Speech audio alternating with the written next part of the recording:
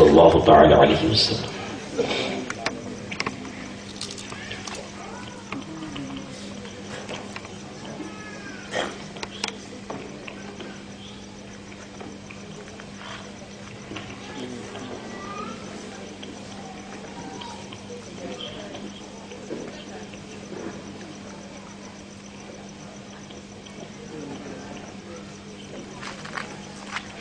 قال الله تبارك وتعالى في شان عظمت حبيبه الكريم إن الله وملائكته يصلون على النبي يا أيها الذين آمنوا صلوا عليه وسلموا تسليما اللهم صل على سيدنا مولانا محمد وعلى آل سيدنا مولانا محمد كما تحب وترضى بأن تصلي عليه الصلاة والسلام عليك يا رسول الله صلى الله تعالى عليه وسلم بقول كرم سبحان ربك رب العزة عما يصفون وسلام على المرسلين والحمد لله رب العالمين۔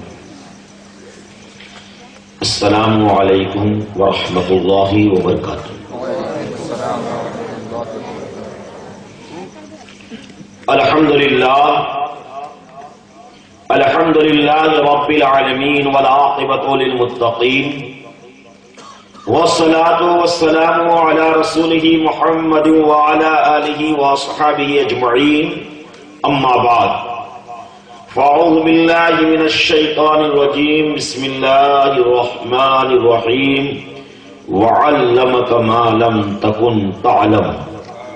صدق اللہ المولانا العظیم وبلغنا رسولہ النبی الامین المتین الکریم، ونحن على ذلك لمن الشاہدین والذاکرین والحمد للہ رب العالمین۔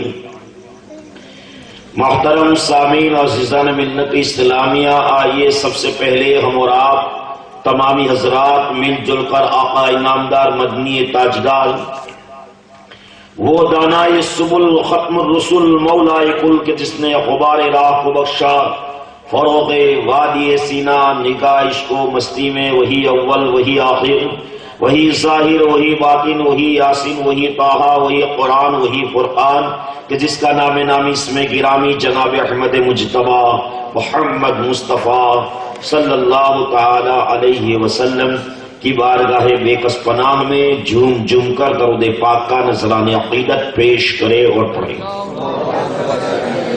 اللہم صلی علی سیدنا مولانا محمد وعلی آل سیدنا مولانا محمد کما تحب وترضى بأن تصلی علیہ الصلاة والسلام علیک یا رسول اللہ وسلم علیک یا حبیب اللہ صلی اللہ تعالی علیہ وسلم۔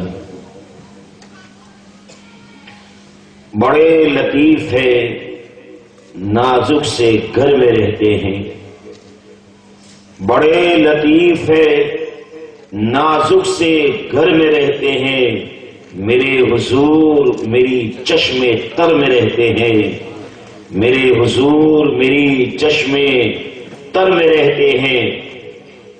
یہ واقعہ ہے کہ لباس بشر بھی دھوکہ ہے، یہ واقعہ ہے کہ لباس بشر بھی دھوکہ ہے، اور یہ معجزہ ہے کہ لباس بشر میں رہتے ہیں۔ یہ واقعہ ہے کہ لباس بشر بھی دھوکہ ہے، اور یہ معجزہ ہے کہ لباس بشر میں رہتے ہیں۔ مقام ان کا نہ فرش زمین نہ عرش بری، مقام ان کا نہ فرش زمین نہ عرش بری، وہ اپنے چاہنے والوں کے گھر میں رہتے ہیں، وہ اپنے چاہنے والوں کے گھر میں رہتے ہیں۔ جھوم کر درود پاک کا نذران عقیدت پیش کر اور پڑھیں۔ اللہم صلی علی سیدنا مولانا محمد وعلی آل سیدنا مولانا محمد کما تحب وترضى بأن تصلی علیہ الصلاة والسلام علیک یا رسول اللہ صلی اللہ تعالی علیہ وسلم۔ معزز سامعین کرام، عزیزان ملت اسلامیہ، ٹھنڈی یقیناً اپنی جوانی کے اوپر ہے، لیکن الحمدللہ ثم الحمدللہ ہم اہل سنت والجماعت ہے کہ اپنے آقا کی محبت میں چاہے ٹھنڈی ہو، چاہے گرمی ہو، چاہے برسات ہو، ہر ایک کا مقابلہ کرنے کی طاقت اور ہمت رکھتے ہیں۔ یہ ہمارے جسموں کی طاقت نہیں بلکہ ہمارے عشق کی طاقت ہے۔ اور آج جو ہمارا موضوع ہے وہ علم غیب مصطفیٰ صلی اللہ تعالی علیہ وسلم۔ آج سے 300 برس پہلے اس موضوع کے اوپر کوئی اختلاف نہیں تھا، لیکن آج کل جو اتنا صاف موضوع تھا کہ دین کے 12 بجے سورج نکلتا ہو، اتنا صاف موضوع تھا، کچھ گستاخوں نے اس کو اختلاف والا مسئلہ بنا دیا۔ جو بالکل ظاہر تھا کہ جو نبی ہوتا ہے وہ غیب داں ہوتا ہے، لیکن اسی مسئلے کو اختلاف والا مسئلہ بنا دیا۔ اور جو ہمارا عقیدہ نہیں ہے وہ ہمارا عقیدہ بنا کر کے سرکار کی بارگاہ میں گستاخی کرتے ہیں۔ آج جو اہل سنت والجماعت کا عقیدہ ہے آپ کے سامنے بالکل واضح کر دوں گا انشاءاللہ تبارک و تعالی، کہ علم غیب اللہ اور اس کے رسول میں ہے، تو اللہ کا علم غیب اور رسول اللہ کا علم غیب اس میں کیا فرق ہے؟ آپ پہلے فرق سمجھ لیجئے کہ ہم اہل سنت والجماعت کیا عقیدہ رکھتے ہیں۔ اللہ عالم الغیب والشہادہ، جو اس کا علم غیب ہے اس کے بارے میں ہمارے علماء کی بھاشا کے اندر کہ اللہ عالم الغیب والشہادہ ہے، رسول اللہ عالم الغیب نہیں بلکہ عالم غیب ہے۔ الف لام جو استغراقی ہے اس کو نکال دیا جاتا کہ اللہ تبارک و تعالی عالم الغیب والشہادہ ہے اور رسول اعظم عالم غیب ہے۔ دوسرا فرق کہ اللہ تبارک و تعالی کا جو علم غیب ہے وہ اس کا ذاتی علم ہے، اور سرکار دو عالم صلی اللہ تعالی علیہ وسلم کے پاس جو علم غیب ہے وہ ذاتی نہیں بلکہ عطائی ہے۔ اللہ کا علم غیب اس کا خود کا ہے، اور رسول اعظم کو اللہ تبارک و تعالی نے بتایا، تو ایک ذاتی ہے اور دوسرا عطائی ہے۔ ایک علم غیب قدیم ہے، یعنی اللہ کا جو علم غیب ہے وہ قدیم ہے، اور نبی کا جو علم غیب ہے وہ حادث ہے۔ اللہ تبارک و تعالیٰ کے پاس جو علم ہے وہ پہلے سے ہے، ایسا نہیں کہ ضرورت کے حساب سے تھوڑا تھوڑا اس نے جانا، نہیں، پہلے سے۔ اور نبی آخر الزمان کے پاس جو علم غیب ہے وہ تدریجاً یعنی تھوڑا تھوڑا کر کے اللہ تبارک و تعالیٰ نے عطا فرمایا، وقتاً واحدتاً نہیں بلکہ تدریجاً، یعنی اللہ تبارک و تعالیٰ دیتا گیا۔ اور علم غیب کے اندر جو دوسرا معاملہ یہ ہے کہ آج لوگ ترازو لے کر کے تولنے لگے ہیں کہ اس کے پاس اتنا ہے، اس کے پاس اتنا ہے۔ ارے یہ حساب کون لگا سکتا ہے؟ یہ حساب کون لگائے گا؟ ارے جس کے علم کے بارے میں ہم چرچا کر رہے ہیں، تو جس کے علم کے بارے میں چرچا کیا جائے، اگر اس سے کوئی بڑا ہو تو وہ ناپ سکتا ہے، ترازو میں لا سکتا ہے، اس کا حساب لگا سکتا ہے، لیکن چھوٹے کی کیا طاقت؟ ابھی ایک مدرسے کے بچے کو کھڑا کیا جائے اور ان سے سوال کیا جائے کہ مولانا کے پاس کتنا علم ہے، تو بچہ کیا جواب دے گا؟ بچے کو کیا پتا کہ مولانا کا علم کا حساب بچہ لگائے؟ لیکن اگر مولانا صاحب سے پوچھا جائے کہ ہمارے بچے کو کتنا آتا ہے، تو مولانا صاحب یہ کہیں گے کہ ان کو قرآن پڑھنا تو آتا ہے لیکن اردو نہیں آتا، اس کو دنیات نہیں آتی، دنیات میں کچھ کمزور ہے، اور اس کے علاوہ نماز جو ہم پریکٹیکلی پڑھاتے ہیں تو وہ سب کے سامنے نہیں پڑھ پاتا، یا یہ ہوشیار ہے پڑھنے میں۔ یہ مولانا بتائیں گے، اس لیے کہ مولانا کے پاس بچے سے زیادہ علم ہے، بڑے ہیں، علم والے ہیں، تو وہ فیصلہ کر سکتے ہیں کہ بچے کے پاس کتنا علم ہے، لیکن بچہ مولانا کے علم کا فیصلہ نہیں کر سکتا۔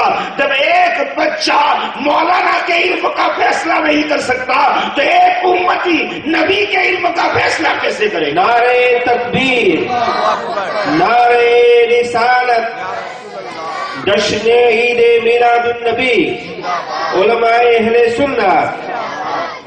نبی کے علم کا فیصلہ ایک امتی چاہے نام نہاد ہو لیکن وہ کیسے فیصلہ کر سکتا ہے؟ ارے اللہ نے جتنا چاہا اتنا دیا، وہ دینے والا جانے، وہ لینے والا جائے، نہ ہمارے پاس اس کی طاقت ہے کہ ہم سمجھ سکے، اس لیے کہ ہمارے پاس کیا ہے؟ ارے معاملہ تو یہ ہے کہ 2 ورقوں کی کتاب پڑھ لی اور اپنی ذات کو علامہ کہنے لگا، اپنی ذات کو علامہ کہنے لگا۔ اور آپ کو میں بتاؤں کہ یہ کیسے گستاخ ہے۔ اور پھر ہمارے کچھ بھائی کہتے ہیں کہ ہمارے سنی علماء ان کو برا بھلا کہتے ہیں، ان کو برا بھلا کہتے ہیں۔ ارے ان کو برا بھلا نہ کہو، میں چیلنج کے ساتھ کہتا ہوں کہ میرے سامنے کوئی بھی ایسی تقریر کر کے دکھا دے کہ جس سے کسی کو برا نہ لگے، یہ کرسی پر بیٹھنا چھوڑ دوں گا اگر کوئی بھی انسان ایسی تقریر کر کے دکھائے کہ جس سے کسی کو بھی برا نہ لگے۔ یہ چیلنج ہے میرا۔ اہل سنت والجماعت کے علماء کو برا نہ کہو، اہل سنت والجماعت کے علماء کو کیا کہو گے؟ ارے پہلے تم نے رسول اعظم کی گستاخی کی، اس وقت ہم نے تم کو دشمن بنایا ہے۔ اس لیے کہ اللہ تبارک و تعالیٰ کے پیارے محبوب نے ارشاد فرمایا، الحب للہ والبغض للہ، کہ محبت کرو اللہ کے لیے اور دشمنی کرو اللہ کے لیے۔ ارے انہوں نے ہمارا کچھ نہیں بگاڑا، نہ ہماری زمین پر قبضہ لیا۔ ارے ہم کو ان سے دشمنی ہے اور رہے گی جب تک رہے گی کہ اس کے سینے میں مصطفیٰ سے کینہ ہے۔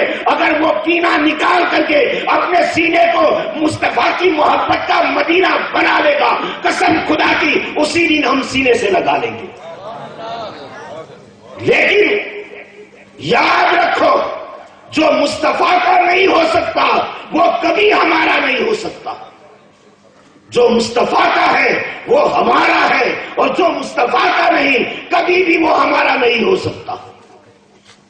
آپ کو میں کہوں کہ کوئی تقریر کر کے دکھا دے کہ میں کسی کو ناراض کرنا نہیں چاہتا، ہم کسی کو ناراض کرنا نہیں چاہتا، اگر وہ ایسی تقریر کر کے دکھا دے، ایک مثال دے دوں، اس سے آپ بالکل سمجھ جائیں گے کہ کوئی ایسی تقریر کر ہی نہیں سکتا۔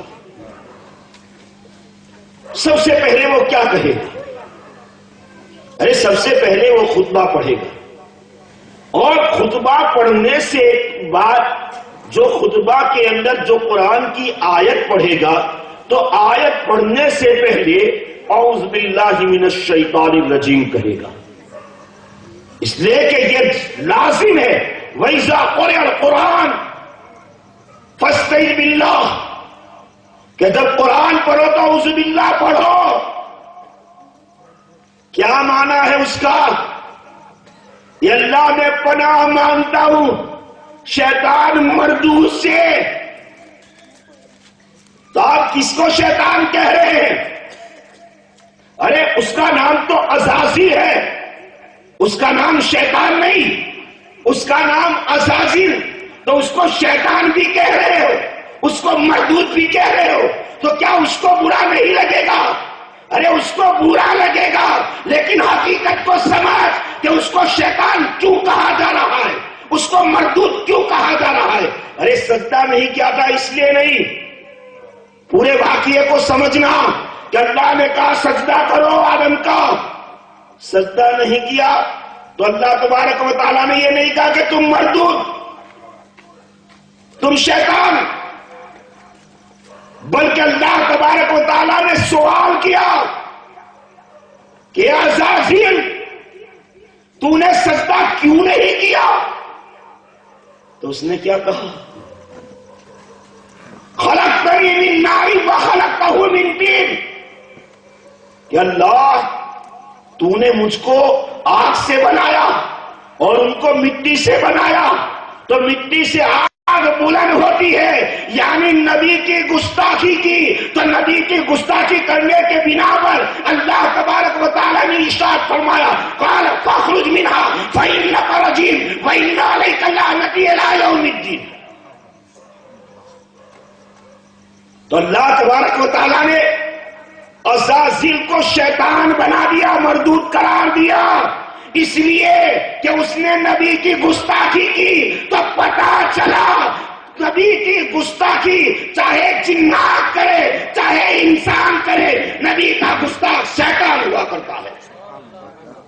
جو نبی کا گستاخ ہے وہ شیطان ہے، چاہے وہ جنات کرے چاہے وہ انسان کرے، اس لیے کہ عزازیل جنات تھا، اور یہ شیطان بھی اگر گستاخ، انسان بھی اگر گستاخی کرتا ہے تو یقین جانو کہ وہ بھی شیطان ہے۔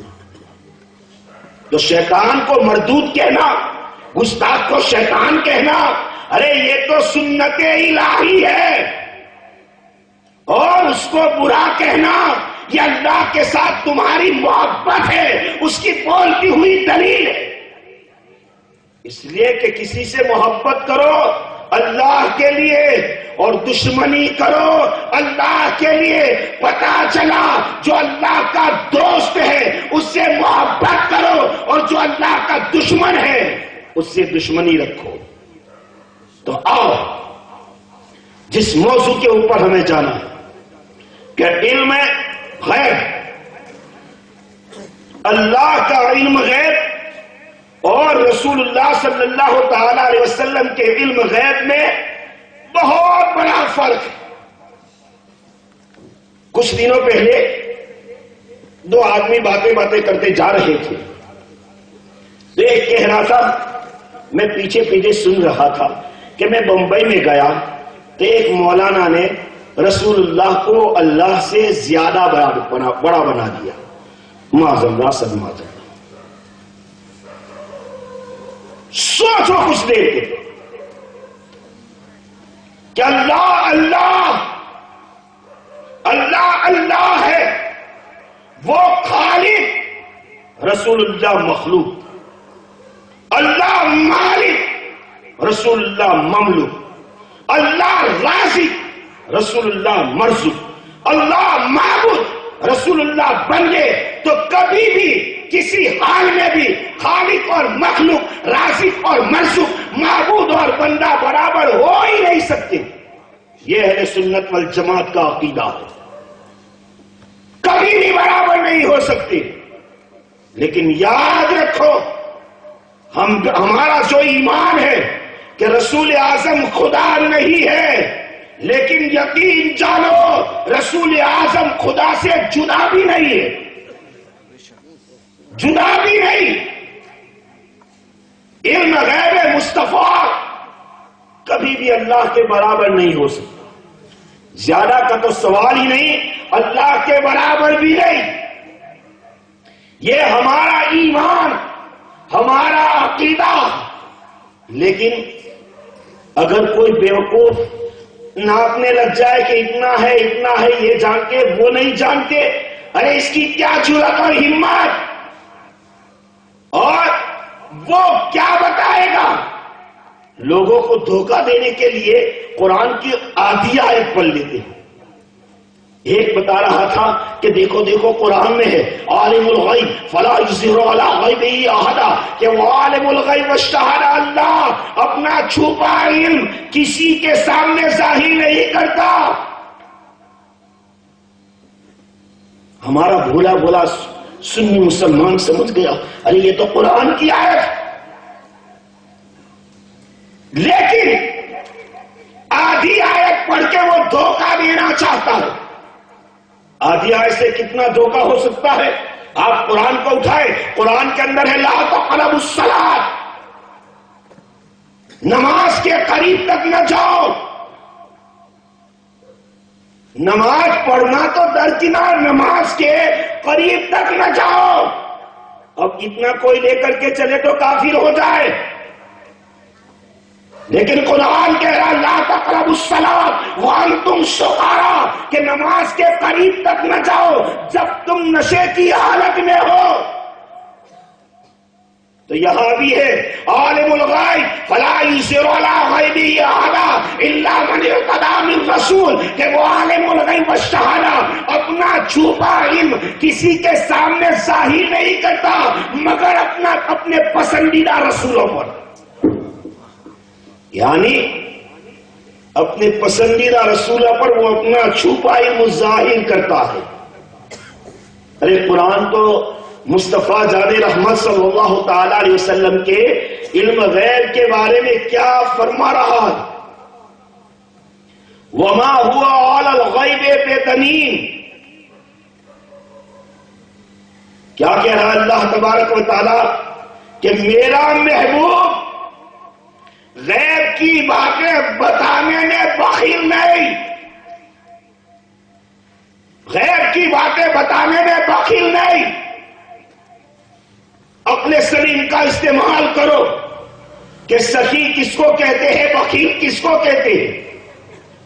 ارے ایک مانگنے والا آیا اور وہ مانگ رہا ہے ایسے انسان کے پاس کہ جس کے پاس 1 روپیہ بھی نہیں، اور اس سے کہا جا رہا ہے کہ مجھے 500 روپے دے دو، مجھے 500 روپے دے دو۔ اب اس کے پاس 1 روپیہ بھی نہیں، اگر وہ نہ دے تو کیا اس کو کوئی بخیل کہہ سکتا ہے؟ ارے اس کو کوئی بخیل نہیں کہہ سکتا، اس کے پاس ہے ہی نہیں۔ اب سوچو، سخی بھی نہیں کہہ سکتا کہ اس نے سخاوت نہیں کی۔ سخاوت کون کر سکتا ہے؟ ارے سخاوت وہی کر سکتا ہے جو اپنے پاس دولت رکھتا ہے، اپنے پاس مال رکھتا ہے، وہی سخاوت کر سکتا ہے۔ تو اللہ کہہ رہا ہے میرا محبوب غیب کی باتیں بتانے میں بخیل نہیں۔ تو پتہ یہ چلا کہ محبوب غیب کا علم رکھتے بھی ہے اور اوروں کو بتاتے بھی ہے، غیب کا علم رکھتے بھی ہے اور اوروں کو بتاتے بھی ہے۔ لیکن میرے بھائیوں اور بزرگوں، میں آدھی بات رکھ کر کے نہیں جاؤں گا۔ قرآن میں آیا ہے کہ اللہ تبارک و تعالی اپنا علم نہیں دیتا، تو اس کا مطلب کیا؟ یا کسی کے پاس علم غیب نہیں، اس کا مطلب کیا ہے؟ اس کا مطلب یہ ہے کہ کسی کے پاس ذاتی علم نہیں ہے۔ علم غیب ذاتی کسی کے پاس نہیں۔ اگر ذاتی علم غیب اگر کسی کے پاس ہے تو وہ صرف اللہ کے پاس، یہ اہل سنت والجماعت کا عقیدہ ہے۔ لیکن اللہ نے جس کو چاہا جتنا چاہا چھپا علم دیا، اللہ نے دیا، وہ عطا ہی ہے تو وہ مخلوق کے پاس ہوا کرتا ہے۔ اب آپ کو میں واقعات کے ذریعے بتاؤں کہ اللہ تبارک و تعالیٰ نے اپنے محبوب کو علم غیب دیا ہے، لیکن اس سے پہلے آپ سمجھنے کی کوشش کریں کہ ہم چرچا کر رہے ہیں نبی کا۔ آپ ڈکشنری لغت اٹھا کر کے دیکھیں کہ نبی کا معنی کیا ہے۔ آپ قرآن مجید فرقان حمید کے ترجمے دیکھیں، اہل سنت والجماعت کا ترجمہ اور ان گستاخوں کا ترجمہ۔ کوئی کہے کیا قرآن پڑھنے والا بھٹک سکتا ہے؟ ہاں، ارے قرآن کہہ رہا ہے یضل بہ کثیرا ویہدی بہ کثیرا، کہ بہت سے لوگ اس کو پڑھ کے گمراہ ہو گئے اور بہت سو کو ہدایت مل گئی۔ تو گمراہ غلط ترجمے کرنے کی وجہ سے گمراہ ہوئے، قرآن کی آیت سے نہیں، غلط ترجمے کرنے کی وجہ سے۔ میرے سنی مسلمان بھائیوں، سینے پر ہاتھ رکھ کر کے اللہ نے جو عقل دے اس سے فیصلہ کرنا، انہوں نے کتنے غلط ترجمے کیے ہیں۔ سارے ترجمے کے اوپر ذکر نہیں کر سکتا، صرف ایک ترجمہ، تیسرا پارہ قرآن کی ایک آیت ہے، وَمَكَرُوا وَمَكَرَ اللَّهُ وَاللَّهُ خَيْرُ الْمَاكِرِينَ۔ انہوں نے کیا ترجمہ کیا ہے؟ ارے بولنے سے میری زبان کانپ رہی ہے۔ جو انہوں نے ترجمہ کیا، وَمَكَرُوا، انہوں نے دھوکہ کیا، دھوکہ، مکر کیا، فریب کیا۔ ان لوگوں نے، کافروں نے مکر کیا، دھوکہ کیا۔ وَمَكَرُوا وَمَكَرَ اللَّهُ، تو اللہ نے بھی دھوکہ کیا، معاذ اللہ، صد معاذ اللہ۔ اللہ تبارک و تعالی ہر ایک کو ایسے گندے عقیدے سے بچائے۔ اٹھا لو ان کے ترجمے کو۔ اللہ نے بھی دھوکہ کیا کہ اللہ دھوکہ کر سکتا ہے؟ ارے ہمارے باپ کے بارے میں کوئی کہے تو ہم برداشت نہیں کر سکتے، تو پھر اللہ کی بارگاہ میں ایسی گستاخی کرے تو کیا سنی علماء برداشت کر سکتے ہیں؟ ہرگز نہیں۔ اگر کوئی چیوا ہو، بیچ میں ہو، ادھر کا نہ ادھر کا، تو اگر اس کو برا لگے تو ہمیں اس کی کوئی پرواہ نہیں ہے، ہمیں اس کی کوئی پرواہ نہیں ہے، برا لگنے دو۔ لیکن جو اللہ اور اس کے رسول کا دشمن ہے، یقیناً ہم یہاں بھی اس کو برا کہیں گے، اسٹیج کے اوپر بھی کہیں گے، نیچے بھی کہیں گے۔ جب اللہ کے بارے میں ایسا لکھے کہ اللہ نے دھوکہ کیا، اللہ کو دھوکہ کرنے کی کیا ضرورت؟ اللہ کو فریب کرنے کی کیا ضرورت؟ ہمارے سنی علماء کا ترجمہ دیکھے، وَمَكَرُوا وَمَكَرَ اللَّهُ، کافروں نے دھوکہ کیا تو اللہ نے کافروں کے دھوکے کا بدلہ دیا۔ اللہ نے آپ کو سمجھنے کی طاقت دی ہے، اب آپ خود فیصلہ کرنا کہ یہ ترجمہ کس کا صحیح ہے۔ وہ کہتے ہیں کہ اللہ کافروں نے دھوکہ کیا، اللہ نے بھی دھوکہ کیا۔ ہمارے علماء کہتے ہیں کافروں نے دھوکہ کیا، اللہ نے ان کے دھوکے کی سزا دی، بدلہ دیا، اور اللہ بہتر سزا دینے والا ہے۔ اور وہ خبیث لکھتا ہے کہ اللہ بہتر مکار ہے، معاذ اللہ، صد معاذ اللہ۔ اب ذرا سوچو تو قرآن کا غلط ترجمہ کرنے کی وجہ سے گمراہ ہوتا ہے۔ اور علم غیب کی بات کر رہے ہو، ارے ہم جو اللہ کو مانتے ہیں ان کا عقیدہ اتنا مضبوط نہیں، اللہ کے علم کے بارے میں بھی ہمارا کیا عقیدہ ہے اور ان کا کیا عقیدہ ہے۔ اللہ تبارک و تعالیٰ کے علم کے بارے میں وہابیوں کا عقیدہ ہے کہ اللہ سب کچھ جانتا ہے لیکن جب جاننا چاہے تب جانتا ہے. معاذ اللہ سے معاذ اللہ.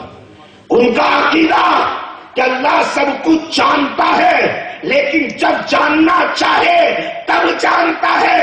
اور ہم سنیوں کا عقیدہ ہے کہ اللہ سب کچھ ہمیشہ جانتا ہے, کبھی بھی اس کا علم اس کی ذات سے جدا نہیں ہو سکتا. تو اب آپ خود بتائیں کہ اللہ کے علم کو ماننے والے کون ہیں؟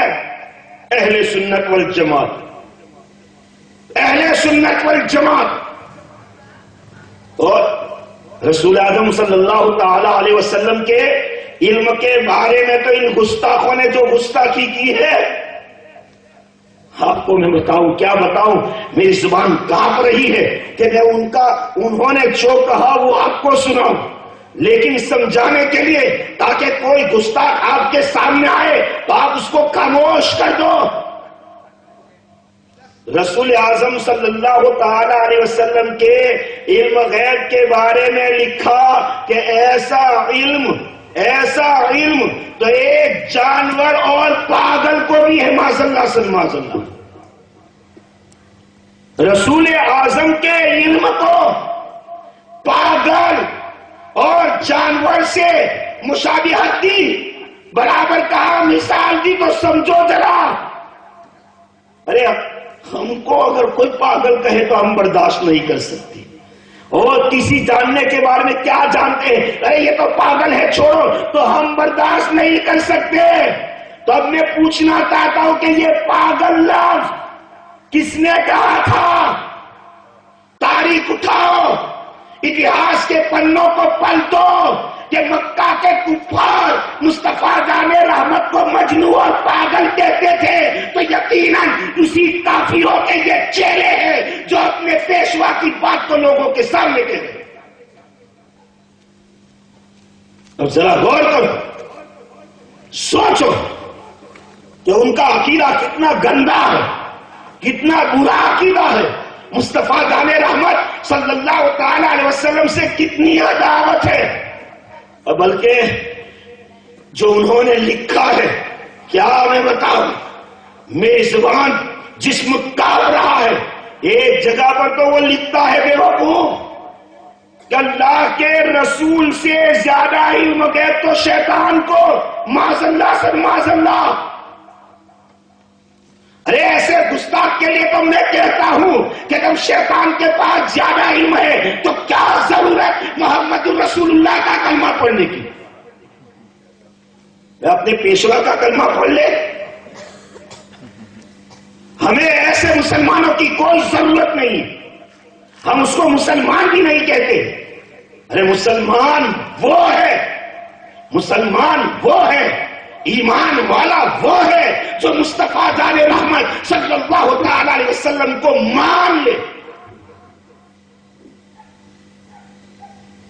اور وہ ماننے والی اگر کوئی جماعت ہے تو وہ اہل سنت والجماعت ہے. آؤ اب میں آپ کو واقعات کی طرف لے چلوں, اس لیے کہ اہل سنت والجماعت کا مطلب اور مفہوم کیا ہے. اہل سنت یعنی رسول اللہ کے طریقے والے, والجماعت یعنی صحابہ کے طریقے والے. رسول اللہ اور صحابہ کا طریقہ جہاں مل جائے اسی کا نام ہے اہل سنت والجماعت.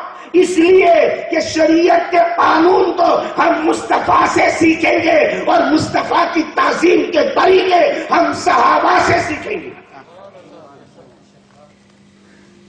اور صحابہ نے جو قرآن و حدیث کو سمجھا ہے کسی نے ایسا نہیں سمجھا, اس لیے کہ صحابہ نے قرآن پڑھا ہے صاحب قرآن یعنی مصطفیٰ سے. صحابہ نے حدیث کو پڑھی ہے مصطفیٰ جان رحمت سے, تو ان سے زیادہ قرآن اور حدیث کو کسی نے نہیں سمجھا. تو اب چلے صحابہ کی بارگاہ میں کہ علم غیب کے بارے میں تمہارا کیا عقیدہ تھا؟ سب سے پہلے میں آپ کو حضرت حذیفہ کی بارگاہ میں لے چلوں. اللہ اکبر. ایک مرتبہ حضرت حذیفہ مشہور صحابی رسول سرکار دو عالم صلی اللہ تعالی علیہ وسلم کی بارگاہ میں جانے سے پہلے اپنی ماں کی بارگاہ میں عرض کرتے ہیں، ماں میرا دل چاہتا ہے کہ آج مغرب کی نماز میں سرکار دو عالم صلی اللہ تعالی علیہ وسلم کے پیچھے ادا کروں. ماں نے کہا، بیٹے وہ کون سی نئی بات ہے؟ ہم روزانہ مصطفیٰ کے پیچھے نماز ادا کرتے ہیں، آج یہ نئی بات کیا ہے؟ تو حضرت حذیفہ عرض کرتے، امی جان میرا مطلب اور منشا یہ ہے کہ میں سرکار کے پیچھے نماز ادا کروں اور نماز ادا کرنے کے بعد سرکار کی بارگاہ میں عرض کروں کہ یا رسول اللہ، یا حبیب اللہ، میرے اور میری ماں کے گناہوں کو آپ معاف فرما دیں. آپ دعا کر دیں کہ اللہ میرے اور میری ماں کے گناہوں کو معاف کر دے. اللہ. ماں نے کہا، بیٹے جاؤ نماز ادا کرنا. نماز ادا کرنے کے بعد سرکار کے چرنوں میں چلے جانا، سرکار کے قدموں کو چوم لینا اور قدموں کو چوم کر کے بھیگی ہوئی آنکھوں سے روتے ہوئے سرکار کی بارگاہ میں یہ معروضہ رکھ دینا. حضرت حذیفہ جاتے ہیں، مغرب کی نماز ادا کرتے ہیں. مغرب کی نماز کے بعد سرکار دو عالم صلی اللہ تعالی علیہ وسلم سنن اور نوافل پڑھنے میں لگ جاتے ہیں کہ عشاء کا وقت آ جاتا ہے. عشاء تک نوافل ادا کرتے رہے. حضرت حذیفہ بیٹھے ہوئے ہیں. عشاء کا وقت ہو جاتا ہے، اذان ہوتی ہے. سرکار دو عالم صلی اللہ تعالی علیہ وسلم عشاء کی نماز کی امامت فرماتے ہیں اور اس کے بعد تیزی کے ساتھ حجرہ عائشہ صدیقہ رضی اللہ تعالی عنہا کی طرف روانہ ہو جاتے ہیں. حضرت حذیفہ پیچھے، اب سرکار تیز چل رہے ہیں. حضرت حذیفہ سوچ میں پڑ گئے، کیا کروں؟ دل پکار رہا ہے، اے حذیفہ آواز دو.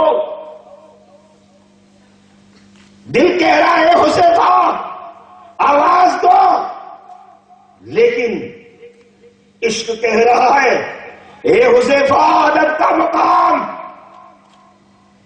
آواز نہ دینا. آواز دینا بیگ بھی ہے. حضرت حذیفہ ہاتھ باندھ کر کے پیچھے چل رہے ہیں.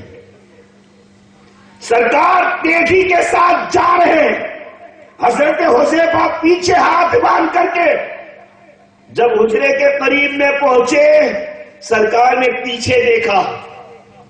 حضرت حذیفہ پیچھے آ رہے ہیں، ابھی ہونٹ ہلے نہیں، آواز نکلی نہیں، معروضہ پیش نہیں کیا اور سرکار نے ارشاد فرمایا، اے حذیفہ جاؤ، اللہ نے تمہارے اور تمہاری ماں کے گناہوں کو معاف فرما دیا. نعرہ تکبیر، نعرہ رسالت، علم غیب مصطفیٰ. آقا نے ارشاد فرمایا، اے حذیفہ جاؤ، اللہ نے تمہارے اور تمہاری ماں کے گناہوں کو معاف فرما دیا. ارے یہ علم غیب نہیں تو اور کیا ہے؟ بولے نہیں، معروضہ پیش کرے نہیں اور سرکار دو عالم صلی اللہ تعالی علیہ وسلم بتا دے تو چھپی بات بتانا اسی کا نام تو علم غیب ہے. تو حضرت حذیفہ خوشی خوشی اپنے مکان کی طرف روانہ ہو جاتی ہیں. ایک واقعہ نہیں، آپ اتہاس کو اٹھا کر کے دیکھیں. اتہاس اٹھا کر کے دیکھو گے پتا چلے گا کہ صحابہ کرام کے دلوں کے اندر سرکار دو عالم صلی اللہ تعالی علیہ وسلم کے بارے میں کیا عقیدہ تھا۔ حضرت عباس رضی اللہ تعالی عنہ جو سرکار دو عالم صلی اللہ تعالی علیہ وسلم کے چچا، جنگ بدر کے موقع پر مسلمانوں کو کامیابی اور کامرانی ملی۔ اس وقت کچھ کفار مارے گئے اور کچھ قید کر لیے گئے۔ حضرت عباس بھی اس وقت کافروں کی طرف سے آئے تھے اور وہ بھی قید کر لیے گئے۔ سرکار دو عالم صلی اللہ تعالی علیہ وسلم نے مشورہ لینا شروع کیا، صحابہ سے پوچھا، سوال کیا کہ ان کے ساتھ کیا سلوک کیا جائے۔ سیدنا عمر فاروق کھڑے ہو جاتے ہیں، عرض کرتے ہیں یا رسول اللہ، یا حبیب اللہ، ان کو قتل کر دیا جائے۔ سیدنا صدیق اکبر کھڑے ہو کر کے عرض کرتے ہیں یا رسول اللہ، یا حبیب اللہ، ان سے کچھ رقم لے کر کے ان کو چھوڑ دیا جائے۔ سرکار دو عالم صلی اللہ تعالی علیہ وسلم کو سیدنا صدیق اکبر کا مشورہ پسند آیا اور فیصلہ کیا کہ جو جتنی طاقت والا ہو اتنا اس سے لیا جائے۔ حضرت عباس کی باری آئی، کہنے لگے میرے پاس تو کچھ نہیں ہے۔ آقا نے ارشاد فرمایا سوچ کے بولو۔ کہا میرے پاس کچھ نہیں ہے۔ ارے اور سوچ کے بولو کہ میرے پاس کچھ نہیں، نہ گھر پہ نہ یہاں، کہیں بھی کوئی چیز نہیں۔ آقا ارشاد فرماتے ہیں کہ جس وقت آپ گھر سے نکلے اپنی بیوی ام الفضل کو بلایا اور اپنی جھوپڑی کے اندر آپ نے زمین کو کھودا اور اس کے اندر سونا رکھ کر کے آئے ہو۔ حضرت عباس کہنے لگے سوچ میں پڑ گئے، ارے یہ بات تو کسی کو معلوم نہیں۔ آقا نے ارشاد فرمایا جھوٹ نہ بولو، زمین کے اندر سونا چھپا کر کے آئے ہو۔ اب میں کہنا چاہتا ہوں کہ یہ علم غیب نہیں تو اور کیا۔ اور حضرت عباس کے ایمان لانے میں یہی واقعہ سب سے آگے رہا تھا۔ حالانکہ اس وقت ایمان نہیں لائے، لیکن جب یہ معاملہ پیش آیا تھا اسی وقت طے کر لیا تھا کہ یہ غیب دا رسول ہے، یقیناً یہ اللہ کے نبی ہے کہ یہ غیب کی باتیں جانتے ہیں۔ ارے آؤ آؤ میں اور آپ کو کہیں اور لے چلوں۔ سرکار دو عالم صلی اللہ تعالی علیہ وسلم ایک مرتبہ حجرہ عائشہ صدیقہ رضی اللہ تعالی عنہا کی طرف تیزی کے ساتھ آ رہے ہیں، تیزی کے ساتھ آنا تھا۔ حضرت عائشہ صدیقہ رضی اللہ تعالی عنہا نے دیکھا کہ سرکار تشریف لا رہے ہیں، اپنے دو پتے کو تلاش کرنے لگی، دو پتہ نظر نہ آیا تو تیزی کے ساتھ سرکار دو عالم صلی اللہ تعالی علیہ وسلم کی چادر مبارک تھی اس کو اپنے سر کے اوپر رکھ لیا، سر کے اوپر رکھا اور پھر دیکھا کہ سرکار آ رہے ہیں تو حضرت عائشہ صدیقہ نے دیکھا کہ موسلادھار برسات ہو رہی ہے، بہت تیز بارش ہو رہی ہے۔ سرکار دو عالم صلی اللہ تعالی علیہ وسلم حجرے میں آئے تو حضرت عائشہ صدیقہ نے سرکار کا ہاتھ پکڑا، پنڈلی مبارک کو پکڑا، چہرے کے اوپر ہاتھ رکھا، کمر کے اوپر ہاتھ رکھا، لیکن کہیں بھی پانی کا اثر نہیں، کہیں بھی پانی کا اثر نہیں۔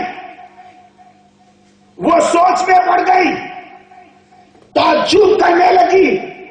سرکار نے ارشاد فرمایا عائشہ کیا دیکھ رہی ہو، کس بات پر تمہیں تعجب ہو رہا ہے؟ حضرت عائشہ صدیقہ عرض کرتی ہے سرکار آپ آ رہے تھے मूसलाधार बरसात हो रही थी, आप पानी से भीग रहे थे और उसका असर आपके जिस्म के ऊपर नहीं। आका इरशाद फरमाते, आयशा तुमने सर के ऊपर क्या रखा? तुमने सर पर क्या रखा? अर्ज किया, सरकार मेरे सर के ऊपर दोपट्टा नहीं था, आप तशरीफ लाए और मेरे बाल खुले हो, ऐसा हो नहीं सकता। मैंने आपकी ताज़ीम करते हुए सर के ऊपर दोपट्टे को रखने के लिए तलाश किया, दोपट्टा न मिला, आपकी चद्दर मुबारक को मैंने अपने सर के ऊपर रख दिया। आका ने इरशाद फरमाए, आयशा ये बरसात पानी की नहीं थी, बल्कि ये तो नूर और रहमत की बरसात थी। हर आंख को नजर नहीं आती, लेकिन तुमने मेरी चद्दर अपने सर पर रखी, तो ये चद्दर रखने का नतीजा है कि तुम्हें अल्लाह की रहमत नजर आने लगी। नारे तकबीर, नारे रिसालत, जश्न आमद मुस्तफा। अब गौर करो, उस चद्दर का ये मकाम है तो मुस्तफा जाने रहमत सल्लल्लाहु ताला अलैहि वसल्लम के इल्म गैब का क्या आलम होगा।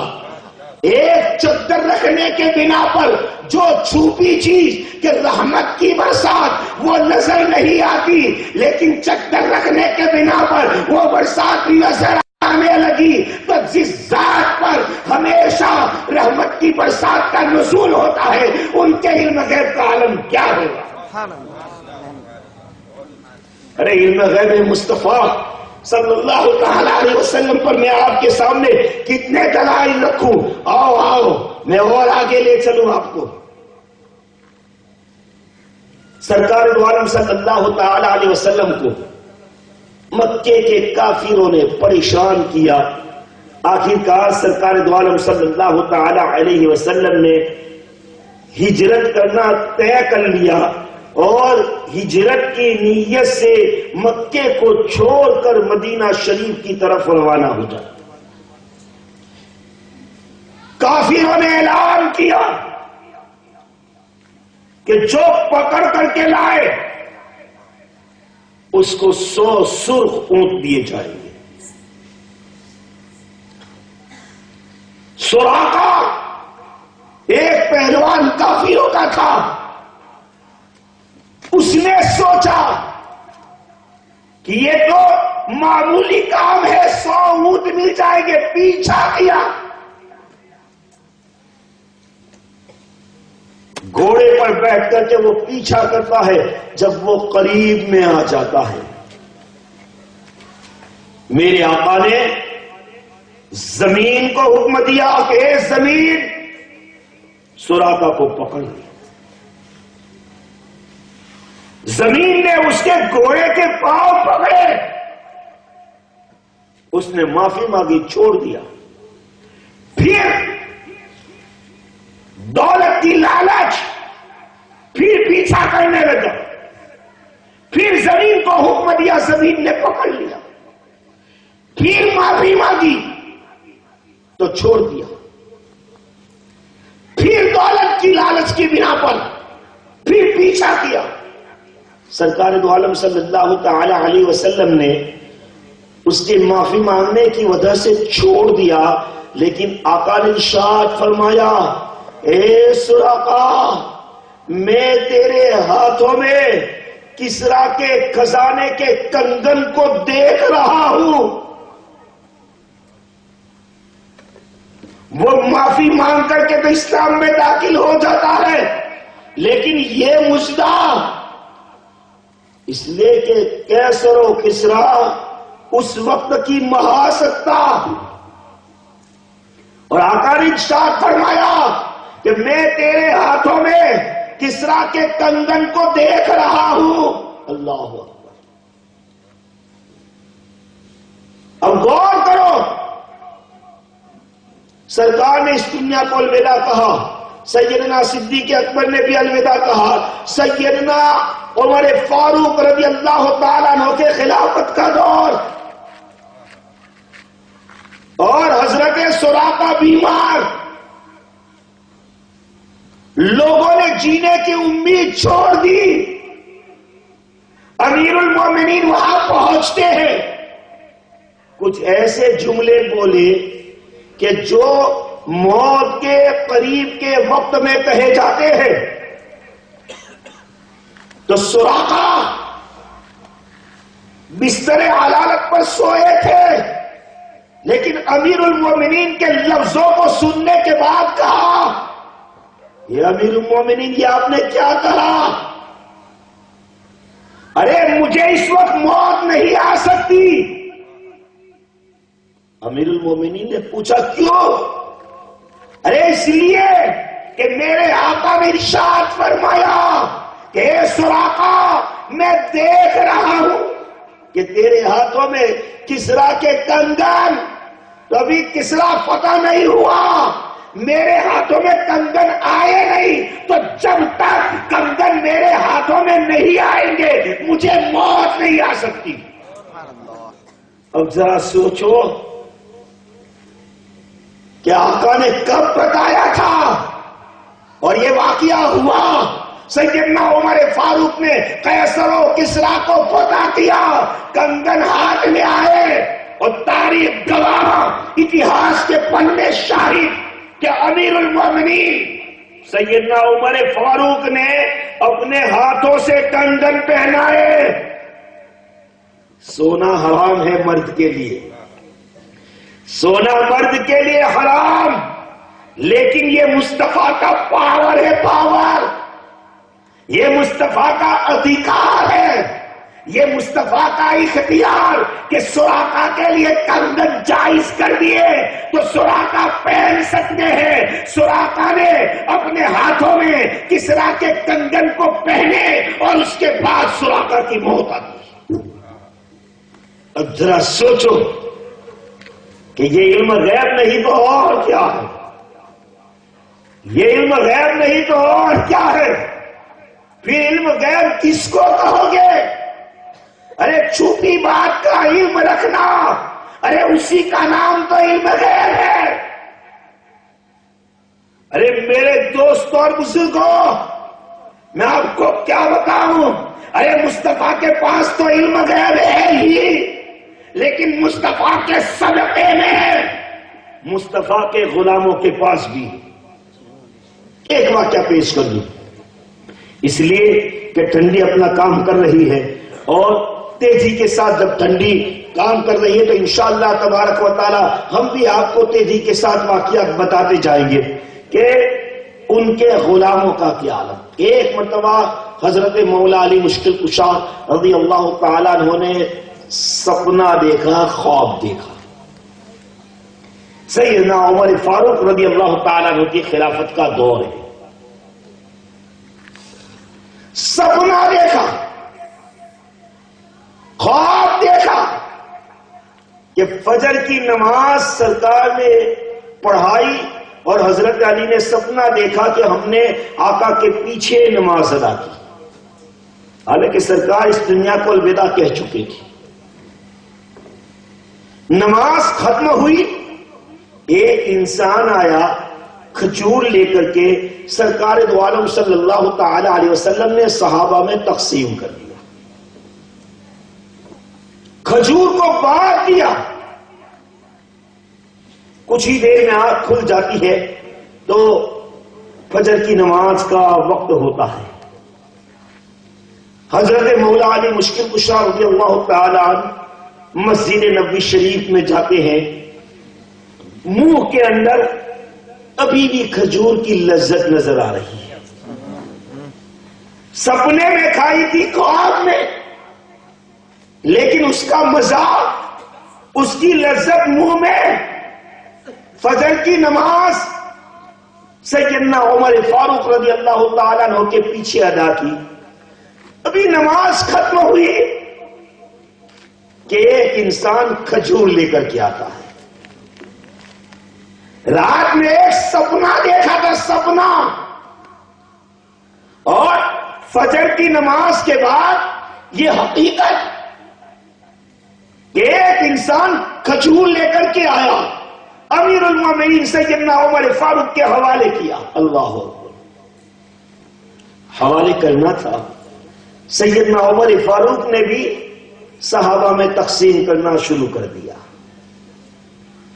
جب حضرت علی کی باری آئی تو حضرت علی کے منہ میں تو وہ لذت تھی ہی، ایک کھجور سیدنا عمر فاروق نے اپنے ہاتھوں سے دی۔ حضرت علی نے عرض کیا، اے امیر المومنین ایک اور دے دو، ایک اور دے دو۔ اب قربان جاؤ، جو میں کہنا چاہتا ہوں وہ سیدنا عمر فاروق ارشاد فرماتے ہیں، اے علی اگر رات میں مصطفیٰ نے تمہیں 2 دی ہوتی تو میں 2 دے دینا۔ سپنا دیکھا تھا علی نے، خواب دیکھا تھا حضرت علی نے، سپنے میں کھائی تھی کھجور حضرت علی نے، اور سیدنا عمر فاروق ارشاد فرماتے ہیں کہ اے علی اگر رات کو آقا تمہیں 2 دیتے تو میں 2 کھجور دیتا، لیکن اللہ کے رسول نے 1 دی ہے۔ اب ذرا سوچو یہ کیا ہے، یہ کیا ہے، یہ کیسا علم ہے کہ حضرت علی سپنا دیکھے اور سیدنا عمر فاروق کو پتا چلے۔ ارے مشہور و معروف ایک واقعہ اور کہہ دوں، ایک واقعہ اور کہہ دوں۔ نہاون کی دھرتی کے اوپر اسلام کے مجاہد اسلام کے فروغ کے لیے اپنی شمشیریں لے کر کے کفار کے سامنے، لیکن کافر ایک پہاڑ کے پیچھے چھپ کر کے حملہ کرنے کی تیاری کر رہے تھے۔ 1 مہینے کا راستہ نہاون کی دھرتی پر اسلام کے مجاہد اور امیر المومنین سیدنا عمر بن خطاب رضی اللہ تعالی مسجد نبوی کے منبر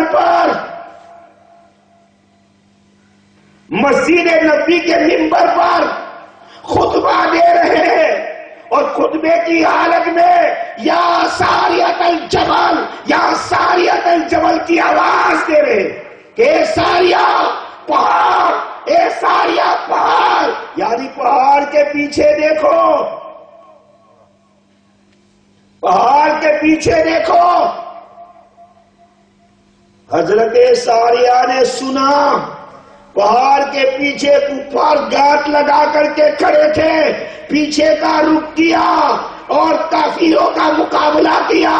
اب میں پوچھنا چاہتا ہوں کہ حضرت سیدنا عمر فاروق مدینے میں، مجاہد نہاون میں، ارے وہ کون سا علم تھا کہ حضرت عمر دیکھ رہے تھے؟ ارے یہ میرے آقا کے علم غیب کا صدقہ تھا، صدقہ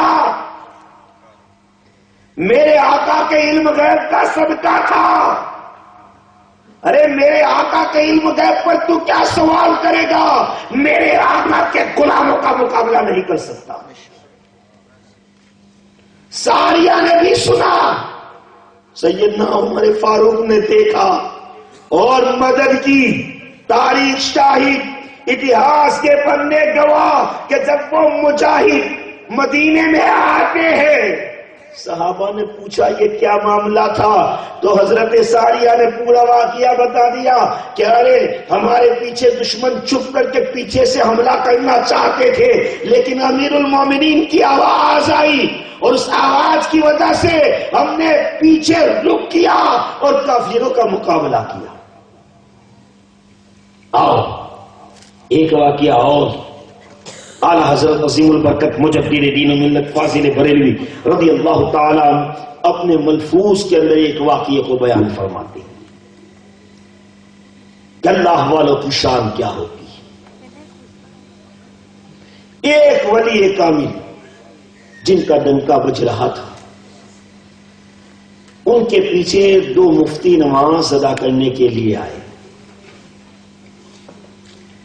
تلفظ تو ان کے صحیح تھے، لیکن صفات میں کوئی خطا کی وجہ سے مفتی حضرات سوچنے لگے کہ اپنے آپ کو ولی کہتے ہیں لیکن یہ صفات کے ساتھ ادا نہیں کر پاتے، دل میں سوچا، صبح ہوتی ہے، ناشتے کا وقت آتا ہے، اللہ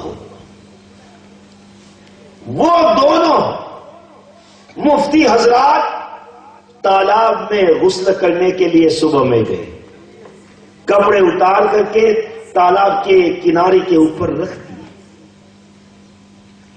ایک شیر آیا اور کپڑوں کے اوپر بیٹھ گیا، شیر آیا کپڑوں کے اوپر بیٹھ گیا، ناشتے کا وقت ہے۔ اس ولی کامل نے ماننے والوں سے کہا مفتی حضرات کہاں گئے، مفتیان کہاں چلے گئے؟ کسی مرید نے عرض کیا سرکار غضب ہو گیا، بڑے خطرے میں ہے وہ تالاب میں غسل کرنے کے لیے گئے اور شیر آ کر کے ان کے کپڑوں کے اوپر بیٹھ گیا۔ شیر چاہتا ہے کہ ہمارے ملک میں باہر آئے تو وہ انتظار میں، اور وہ مفتی صاحبان اس کی انتظار میں کہ شیر چلا جائے اور خطرہ ٹل جائے،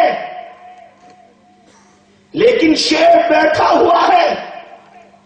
وہ اللہ کے ولی کھڑے ہو جاتے ہیں، ہمارے مہمان، اور ہمارے مہمان کے ساتھ یہ سنو، یہ شیر کی کیا طاقت، فوراً تالاب کی طرف روانہ ہوئے جہاں شیر کپڑوں کے اوپر بیٹھا ہوا تھا۔